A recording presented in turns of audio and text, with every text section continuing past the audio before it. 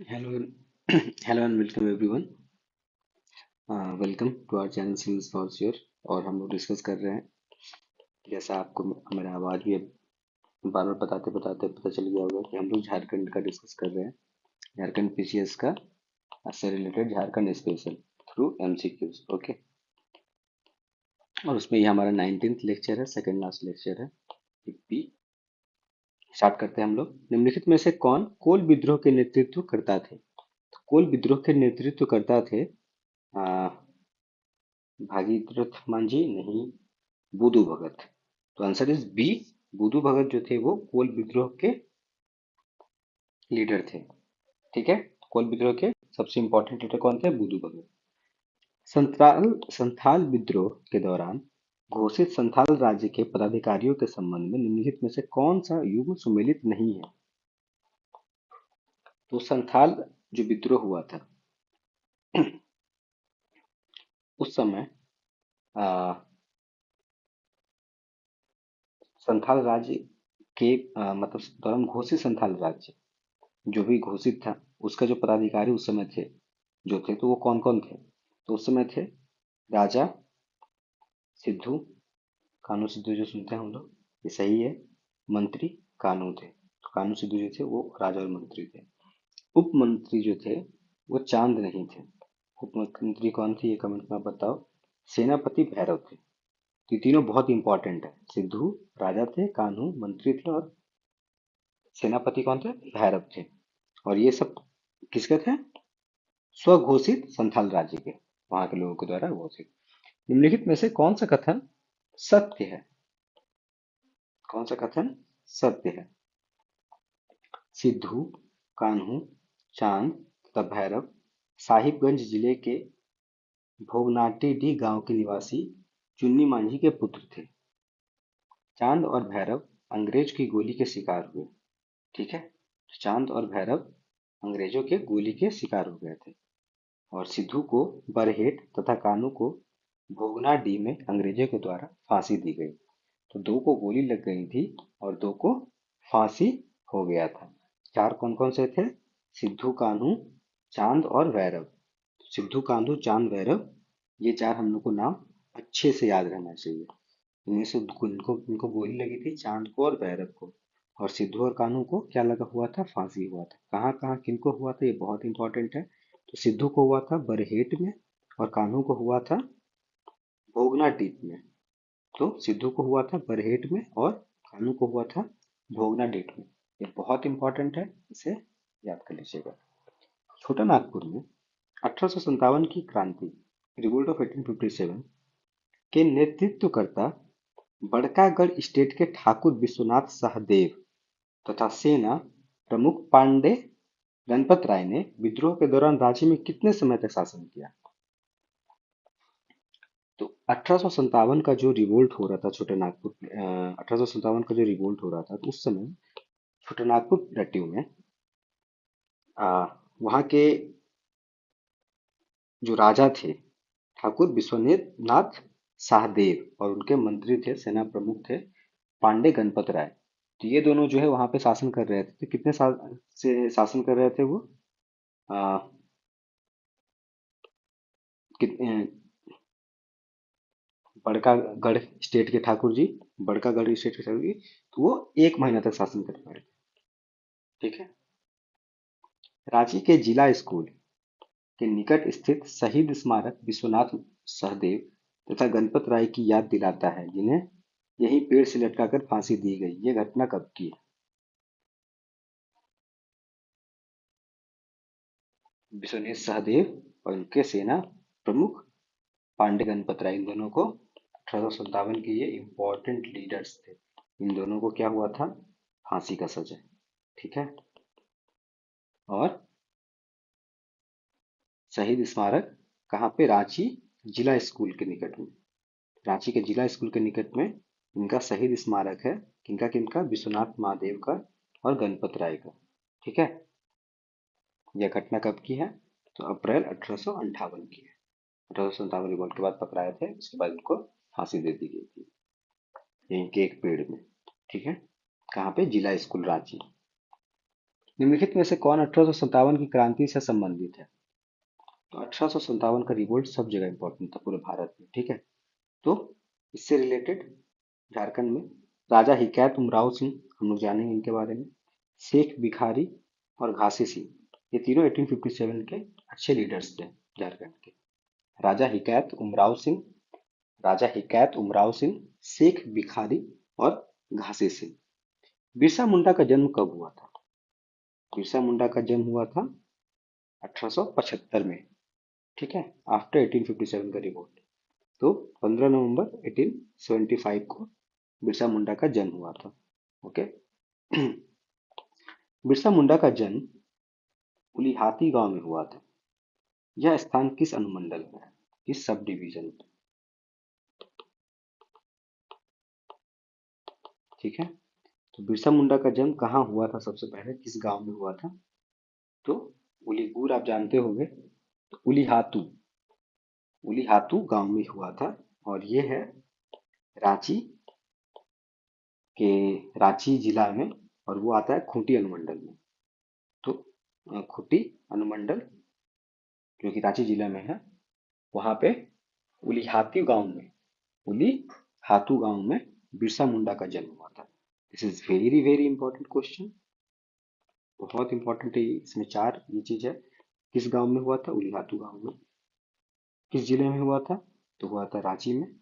और कौन सा अनुमंडल में हुआ था? तो हुआ था खूंटी में। निम्नलिखित में से किस वर्ष बिरसा मुंडा वैष्णव धर्म प्रचारक आनंद पंडा के संपर्क में आए? बिरसा मुंडा जो है वैष्णव धर्म प्रचारक किनके संपर्क में आए थे? कौन से वैष्णव धर्म प्रचारक के संबंध में आए थे बिरसा मुंडा जी? तो आए थे आनंद पंडा के, आनंद पंडा जी के संपर्क में आए थे मुंडा, भगवान मुंडा। और ये कब आए थे दोनों, कब मिलन हुआ था? तो हुआ था 1851 में, 1891 में, 91 में, ठीक है। 1891 में भगवान मुंडा और धर्म प्रचारक आनंद पंडा जी का मिलन हुआ था, संपर्क हुआ था, ठीक है। बिरसैत धर्म निम्नलिखित में से किससे संबंधित है? बिरसैत धर्म जो है वो संबंधित है बी से, बिरसैत बी से बिरसा मुंडा भगवान।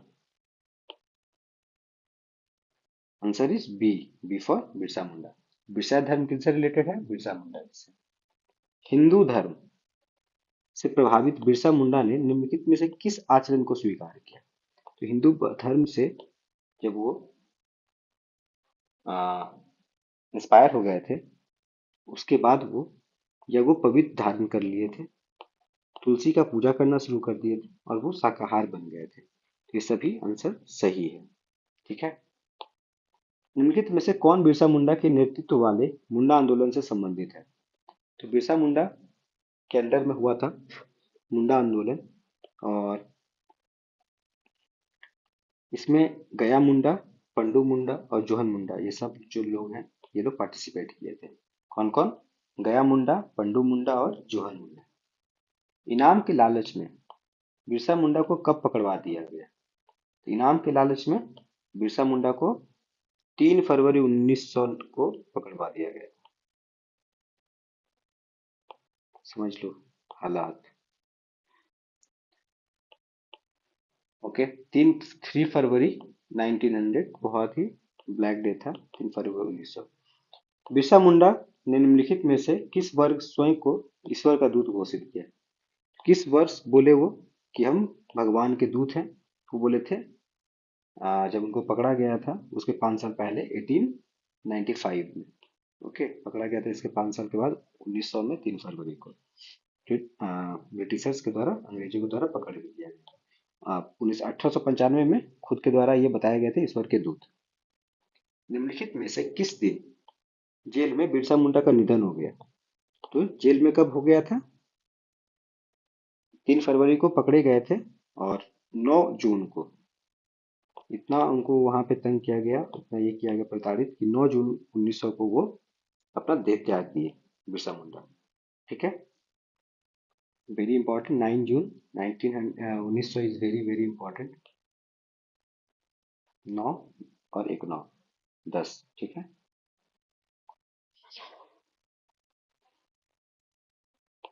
चतरा भगत के संबंध में निम्नलिखित में से कौन सा कथन असत्य है? तो कौन सा रॉन्ग है चतरा भगत के संबंध में? इनका जन्म गुमला जिले के चिंगरी नावाटोली में सितंबर 1888 में हुआ था। तो चतरा भगत जो बहुत ही इंपॉर्टेंट है यहाँ पे, अगेन तो सेकंड जो इंपॉर्टेंट पर्सनालिटी या थर्ड इंपॉर्टेंट पर्सनालिटी आप समझ लो चतरा भगत, ये आपको जानना है। इनका जन्म हुआ था गुमला जिला में। गुमला लाहेडगा के बगल में है, लोहारडगा और सिमडेगा के ऊपर में है गुमला।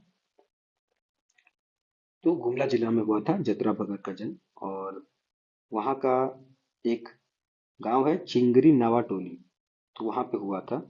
और कब हुआ था? तो ये बिरसा मुंडा के काफी बाद जन्म लिए थे, सितंबर 1888 में। सितंबर 1888 में इनका जन्म हुआ था। ठीक है, नेक्स्ट। इन्होंने झाड़ फूक विद्या सीखने के लिए हेरात ग्राम के तूरिया ओरांव को गुरु बनाया था। इनके गुरु जो झाड़ फूक जो विद्या ये सीखे थे, कौन? जतरा भगत। भगत नाम है, झाड़ फूक विद्या सीखे थे। किनसे सीखे थे? तूरिया ओरांव से। तो इनके गुरु जी कौन थे? तूरिया ओरांव। ठीक है। और किस गांव में ये विद्या लिए थे? हेराग।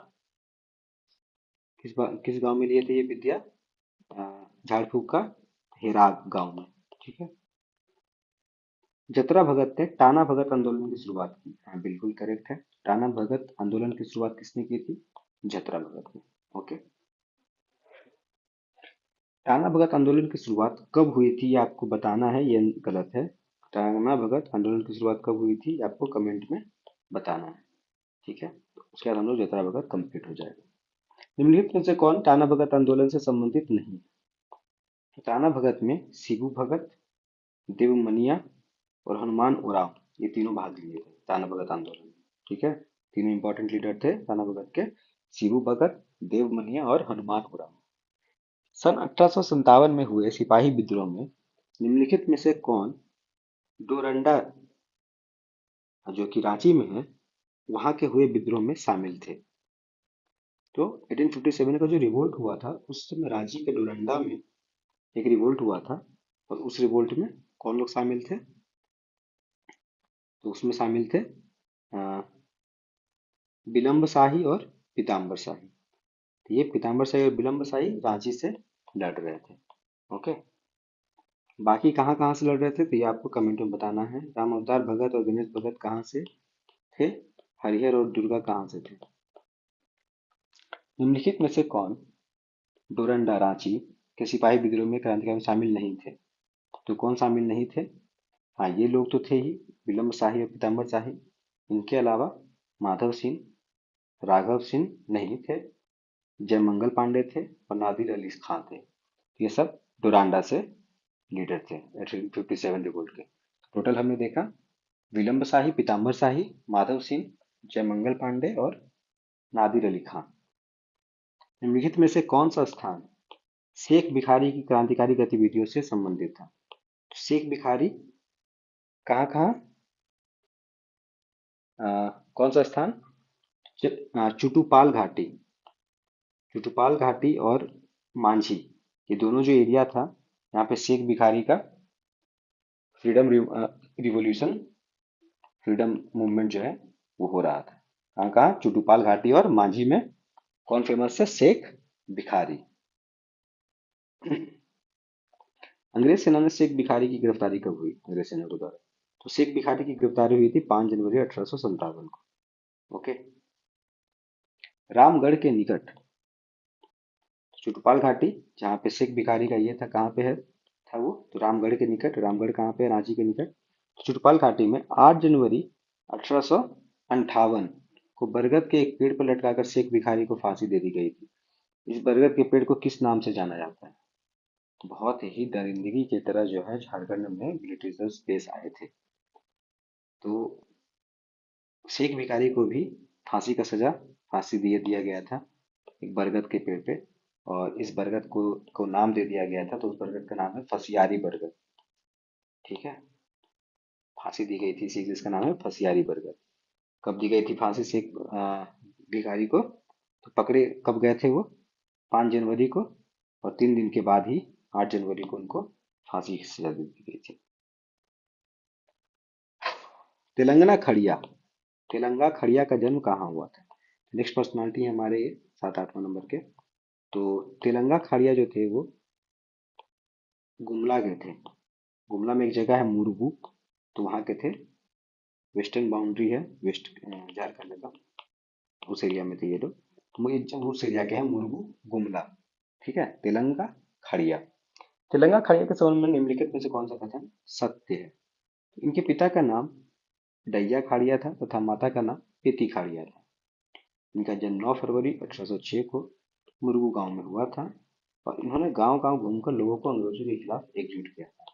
तो खाड़िया का जो विद्रोह हुआ था, खाड़िया विद्रोह, खाड़िया खाड़िया रिवोल्ट, तेलंगा खाड़िया जिसके लीडर थे, उनके माता का नाम था पेती खाड़िया और पिताजी का नाम था डैया खाड़िया। ठीक है, तो पेती और डैया उनके माता पिता थे। उनका जन्म हुआ था 1806 में, बहुत पहले, काफी बड़े थे उन लोगों से, मुंडा से और उनसे।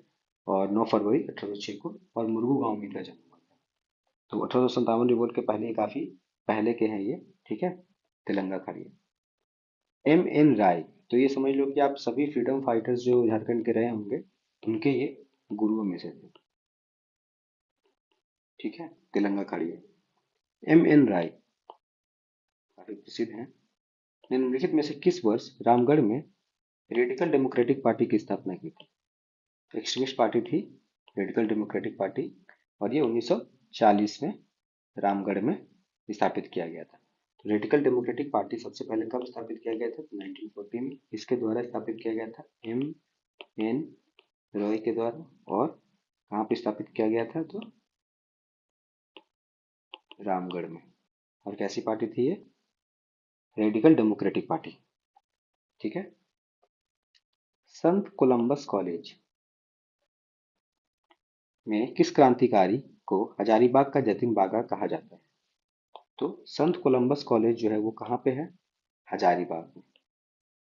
और इसी के लिए यहाँ का कॉलेज में एक टाइटल दिया गया है हजारीबाग का जतिन बागा। हजारीबाग का जतिन बागा एक क्रांतिकारी को टाइटल मिला। संत कोलंबस कॉलेज जो कि हजारीबाग में है वो यहीं से मिला। तो किसको मिला था? राम अवतार नहीं, राम विनोद, जो राम जी का अवतार नहीं, राम विनोद करने वाले, उनको मिला था हजारीबाग का जतिन बागा का टाइटल। ओके। निम्नलिखित में से किसने भूमिज विद्रोह का नेतृत्व किया था? तो भूमिज विद्रोह का नेतृत्व किया था गंगा नारायण जी ने। Answer is C. निम्नलिखित में से किसे पृथक झारखंड राज्य आंदोलन का पितामह कहा जाता है? तो पृथक झारखंड राज्य का आंदोलन जो हुआ था उसका पितामह जिसको बोला गया वो थे डॉक्टर जयपाल सिंह। ठीक है, तो right answer is doctor Jaipal Singh, B. Next, doctor Jaipal Singh के संबंध में निम्नलिखित में से कौन सा कथन असत्य है, गलत है? तो इनमें मारंग गूंगे कहा जाता है। हाँ, सही है। डॉक्टर जयपाल सिंह को मारंग गूंगे भी कहा जाता है। ये हॉकी के बहुत ही अच्छे खिलाड़ी थे और ये 1952 में पहली बार लोकसभा के लिए निर्वाचित हुए थे। ये झारखंड के मुद्दे को बहुत स्ट्रांगली उठाए थे, सेपरेट झारखंड स्टेट का। तो इन्हें और क्या बोला जाता है? मारंग गूंगे। ठीक है, और ये किस गेम से रिलेट करते हैं? हॉकी से। और पहली बार ये लोकसभा के भी मेंबर थे। तो पहली बार लोकसभा में कब गए थे? 1952 में। ओके, तो these are the correct answers. वो डॉक्टर जयपाल सिंह। नेक्स्ट, जयपाल सिंह का निधन कब हुआ? जयपाल सिंह का निधन हुआ था 23 मार्च 1970 को। ओके, कब हुआ था जयपाल सिंह का निधन? 23 मार्च 1970 को। तो ये झारखंड को अलग नहीं देख पाए, लेकिन पितामह यही कहे जाते थे जयपाल सिंह। ठीक है। भारतीय थल सेना के ब्रिगेड ऑफ गार्ड्स के लांस नायक अल्बर्ट एक्का किस युद्ध में मातृभूमि की रक्षा करते हुए शहीद हो गए थे? तो आर्मी में ब्रिगेड ऑफ गार्ड्स के लांस नायक थे अल्बर्ट एक्का। वो भारत पाकिस्तान 1971 का जो युद्ध हुआ था उसमें इनको ये शहीद हो गए थे। ठीक है, तो कब हुए थे ये? 1971 वॉर ऑफ इंडियन पाकिस्तान। कौन? अल्बर्ट एक्का, झारखंड के थे वो। अमर शहीद अल्बर्ट एक्का निम्नलिखित में से किस वीरता चक्र से सम्मानित है? उन्हें कौन सा वीरता चक्र मिला था? अल्बर्ट एक्का को मिला था परमवीर चक्र। Answer is a. रांची में निवास करने वाले विद्वान फादर कामिल बुल्के का जन्म कहाँ हुआ था? तो फादर कामिल बुल्के जो थे वो रांची में ही रहते थे, तो उनका जन्म हुआ था बेल्जियम। वो कहाँ गए थे? वो बेल्जियम के थे। ठीक है, फादर कामिल बुल्के कहाँ गए थे? बेल्जियम। फादर बुल्के जी जो थे, बुल्के, वो किस किस भाषा के विद्वान थे? फादर बुल्के जो थे वो हिंदी और संस्कृत में दोनों बहुत अच्छे से आता था। फादर बुल्के के संबंध में इनमें से कौन सा कथन सत्य है? तो बुल्के के संबंध में इनका जन्म 1 सितंबर 1909 को हुआ था। कहाँ पे? बेल्जियम में। ध्यान देना, 1 सितंबर 1909 को कहाँ पे हुआ था? बेल्जियम में। ये रांची स्थित संत जेवियर कॉलेज में हिंदी विभाग के नियुक्त थे। तो कौन से विभाग में पढ़ाते थे ये? हिंदी के लेक्चरर थे फादर बुल्के। और कौन से कॉलेज में? संत जेवियर कॉलेज। ठीक है, संत जेवियर जो अभी बहुत फेमस है, वहाँ पे ये हिंदी के प्रोफेसर हुआ करते थे। अंग्रेजी हिंदी शब्दकोश इनकी महत्वपूर्ण रचना है। हिंदी टू इंग्लिश डिक्शनरी या इंग्लिश टू हिंदी डिक्शनरी, वो इनके द्वारा दिया गया था, फादर कॉमिल बुल्के के द्वारा। तो that is very important and this are very important topics regarding. Okay, next. निम्नलिखित में से किस विद्वान ने राम कथा उत्पत्ति एवं विकास विषय पर शोध प्रबंध प्रस्तुत कर डी फिल की उपाधि प्राप्त की? तो किस पे रिसर्च किया? राम कथा उत्पत्ति एवं विकास, तो इस पे R&D किए थे, रिसर्च एंड डेवलपमेंट। उसके बाद D Phil, D doctor of philosophy की उपाधि प्राप्त किए थे। इस पे रिसर्च एंड डेवलपमेंट फिलोसफी किए थे, राम कथा उत्पत्ति एवं विकास पे। तो किसने किया था? बुल्के जी किए थे, फादर कामिल बुल्के। राम कथा पे पूरा PhD किए थे, बेसिकली आप समझ लो डॉक्टर ऑफ फिलोसफी किए थे। PhD से फिलोसफी में डॉक्टरेट किए थे। ठीक है, बुल्के जी किस पे? राम कथा उत्पत्ति एवं विकास पे। झारखंड निवासी ललिता मोहन राय किस कला से संबंधित है? तो ललिता मोहन राय जो हो गई वो चित्रकला से संबंधित है। ओके, तो answer is B. Lalita Mohan Rai को निम्नलिखित में से किस वर्ष कलाश्री सम्मान मिला था? This is very very important. Kalashri मिल गया था, तो कब मिला था कलाश्री को उन्हें? 1989 में। Okay, answer is C. किस चित्रकार ने छोटानागपुर शैली को अंतर्राष्ट्रीय स्तर पर पहचान दिलाई? छोटानागपुर शैली को हरेन ठाकुर ने इंटरनेशनल लेवल पे लेके गया था। छोटानागपुर पद्धति जो है उसको हरेन ठाकुर जो है, छोटानागपुर पद्धति पे जो आर्ट है उसको इंटरनेशनल लेवल पे लेके जाने वाले कौन थे? Haren Thakur ji. Answer is C. साहित्यकार लिटरेट सखाराम गणेश देवस्कर का जन्म झारखंड के किस जिले में हुआ था? तो गणेश देवस्कर जी का जन्म हुआ था देवघर में। नाम देवस्कर है तो देवघर में इनका जन्म हुआ था।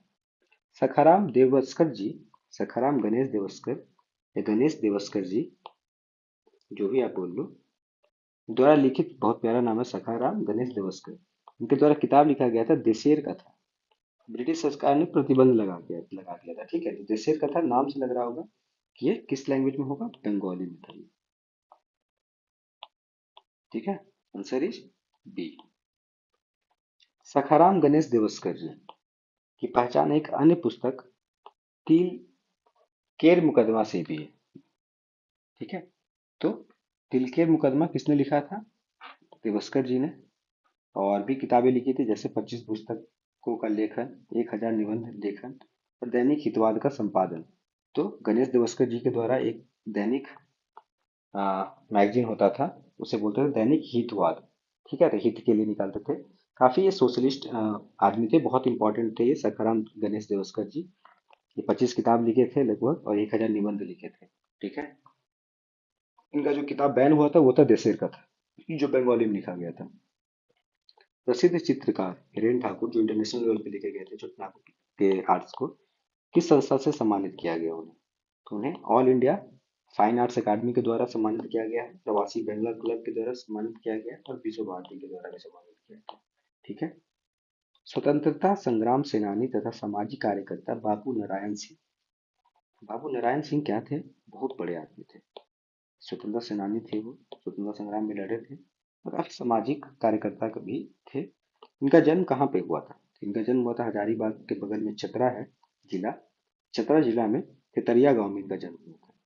तेतरिया एक जगह है, तो वहीं पे इनका जन्म हुआ था, राम नारायण बाबू नाम राम नारायण सिंह जी का। निम्नलिखित में से कौन सा कथन बाबू राम नारायण सिंह जी के लिए संबंध में असत्य, गलत है? बाबू राम नारायण सिंह जी का वे असहयोग आंदोलन में सक्रिय थे। हाँ, वो नॉन कोऑपरेशन मूवमेंट जो चला था 1930s में, 33-34 सब में, उसमें वो एक्टिव थे। स्वतंत्रता के पश्चात ये लोकसभा के लिए चुने गए थे। ये भी बहुत सही इंपॉर्टेंट क्वेश्चन है ये। स्वतंत्रता के बाद जो है बाबू नारायण जी अ, वो लोकसभा में भी चुने गए थे। भारत छोड़ो आंदोलन के दौरान ये रांची जेल में रहे थे। नहीं, ये गलत है। क्विट इंडिया मूवमेंट के समय ये रांची जेल नहीं गए थे। स्वराज्य लूट गया उनकी चर्चित पुस्तक है। तो स्वराज्य लूट गया, ये किन्होंने लिखा था? 1934 यूनियन कॉर्पोरेशन मूवमेंट के बाद लिखा गया था। स्वराज्य लूट गया, ये लिखा गया था बाबू नारायण सिंह द्वारा। शायद क्विट इंडिया मूवमेंट में वैसे वो एक्टिव भी नहीं थे। 1930 यूनियन कॉर्पोरेशन के बाद बहुतों लोगों को गांधी जी से मनमुटाव हो गया था, उनमें से बाबू नारायण सिंह जी भी थे। झारखंड के भीष्म नारायण सिंह निम्नलिखित में से किस क्षेत्र से संबंधित है? झारखंड के भीष्म नारायण सिंह जो है वो राजनीति से संबंधित रखते हैं। गुमला निवासी गुमला के डॉक्टर गॉब्रियाल हेम्ब्रेम किस चीज के विशेषज्ञ हैं? तो डॉक्टर गॉब्रियाल हेम्ब्रेम जो है वो जड़ी बूटी के विशेषज्ञ हैं। वो कहाँ पे हैं? कहाँ के हैं? वो गुमला जिला के। सैयद शहाबुद्दीन, कौन सा कथन असत्य है? तो सैयद शहाबुद्दीन के बारे में, जो लोकसभा के 2 बार मेंबर भी रहे हैं, तो उनका जन्म रांची में हुआ था 1935 में 4 नवंबर को, और वर्ष 1958 में ये विदेश सेवा के लिए चुने गए थे। इंडियन फॉरेस्ट सर्विस के लिए चुने गए थे सैयद शहाबुद्दीन जी। और 1979 और 1984 में after 11 to 12 years of service ये फिर पॉलिटिक्स में आ गए थे, और 1979 और 1984 दोनों में ये लोकसभा सदस्य बने थे, लोकसभा के लिए जीते थे। ठीक है। और 1978 में 1979 के इलेक्शन लड़ने के परिणाम में विदेश सेवा से त्याग पत्र देकर राजनीति में प्रवेश किया था। सैयद साबुद्दीन के बारे में इंपॉर्टेंट रिलेवेंट इन्फॉर्मेशन, एक ब्यूरोक्रेट थे इंडियन फॉरेस्ट सर्विस के, और 1978 तक इंडियन फॉरेस्ट सर्विस में रहे थे। उसके बाद ये रिजाइन देकर ये आ गए थे नॉन पॉलिटिक्स में, और 2 बार लोकसभा में जीते भी। भारतीय जनता पार्टी के नेतृत्व वाली राष्ट्रीय जनतांत्रिक गठबंधन सरकार, राष्ट्रीय जनतांत्रिक गठबंधन सरकार में झारखंड निवासी यशवंत सिन्हा किस विभाग के कैबिनेट मंत्री थे? तो भारतीय जनता पार्टी के नेतृत्वकर्ता वाली राष्ट्रीय जनतांत्रिक गठबंधन सरकार जब बनी थी, तो उसमें यहाँ के यशवंत सिन्हा को वित्त विभाग मिला था, फाइनेंस मिनिस्टर थे। ठीक है। तो राष्ट्रीय जनतांत्रिक गठबंधन से बीजेपी ने सरकार बनाया था पहली बार, उसमें यशवंत सिन्हा को फाइनेंस मिनिस्टर बनाया गया था, वो झारखंड के थे। वर्तमान में निम्नलिखित में से कौन झारखंड की राजनीति में सक्रिय हैं? तो इनमें से शिबू सोरेन, बाबूलाल मरांडी और करिया मुंडा ये सभी सक्रिय हैं। Okay, that's all about important personalities we have covered in a summarized way, but we have covered many important ones. Okay, so if there are two or one questions, three questions, so we have discussed a lot. Like we can go through, we can sail through if the things go our way, और कोई भी चीज़ अगर आपको अच्छे से याद रही तो this was our 19th video, and the next one will be the last one, जहाँ पे हम लोग खत्म करेंगे। उसके बाद एक वीडियो लाएंगे जिसमें हम लोग सिलेबस को पहले डिस्कस करेंगे, ये कनेक्ट लाने के लिए, एंड देन एक वीडियो जिसमें हम ये पूरे को एक जल्दी नहीं होगा, भी होगा तो ट्राई करेंगे if it will possible and reasonable. Okay then, till then, thank you for your patience here, and please do like, share and subscribe. Thank you very much.